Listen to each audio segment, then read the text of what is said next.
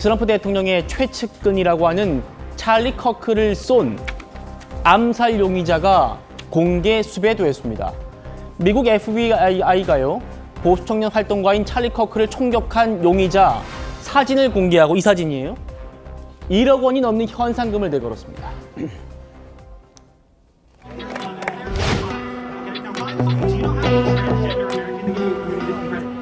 Do you know how many mass shooters there have been in America over the last 10 years? Counting or not counting gang violence? Great.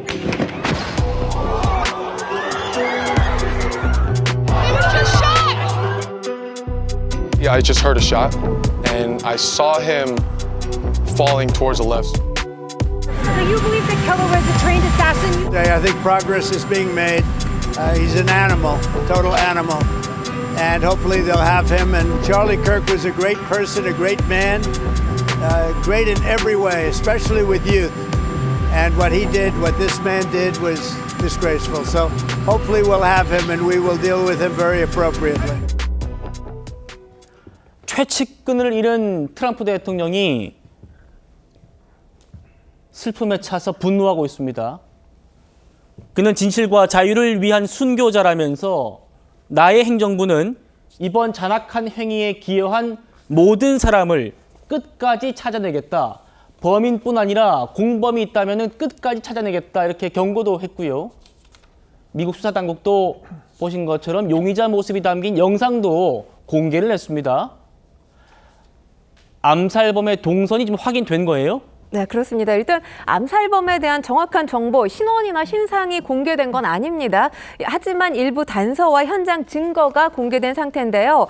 지금 FBI가 현재 용의자를 추적 중에 있습니다. 수사당국은 도주 현장에서 신발 자국을 비롯해서 이 팔뚝, 손바닥 자국 같은 용의자 신원을 식별할 증거, 이 DNA가 남아있다, 이렇게 밝혔습니다. 이 대학교 인근 숲에선 용의자가 범행에 사용한 것으로 추정되는 고성능 총과 탄약이 발견되기도 했는데요. 수사팀 지금 확보한 증거물에 대해서 정밀 포렌식 작업을 진행 중인 것으로 알려졌고요. 일단 지금 보상금이 걸려 있잖아요. 용의자 검거의 주요 정보를 제공한 사람에게 10만 달러, 우리 돈으로 약 1억 4천만 원의 보상금을 지급하겠다, 이렇게 밝힌 상황입니다. 예. FBI에 현재까지 7천 건 이상의 관련 제보가 들어온 것으로 전해집니다. 앞서 보셨습니다만 이 찰리 커크가 총알 딱 한 발에 사망을 했다고 하죠.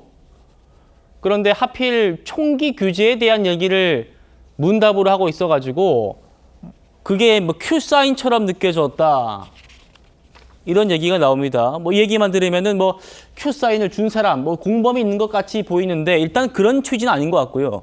목격자가 그렇게 느껴졌다라는 얘기를 하는 것 같은데, 트럼프가 얼마나 지금 이 커크를 애도하고 있냐면요, 시신을 부통령 전용기로 운구를 합니다. 좀 보여주십시오. 그리고 백악관을 비롯한 미 전역의 공공건물과 또 군사시설, 해외 공관에 조기를 개양하라라는 포고문까지 발표를 한 상태입니다. 이 장면이죠. 이게 부통령 전용기랍니다. 커크를 전용기에 싣고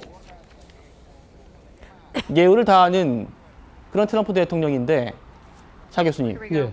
커크가 트럼프에게 얼마나 중요한 사람이길래 이렇게 극진하게 예우하는 겁니까? 지난 대통령 당선의 1등 공신이라고 해도 과언이 아닐 정도의 엄청난 기여를 한 사람입니다.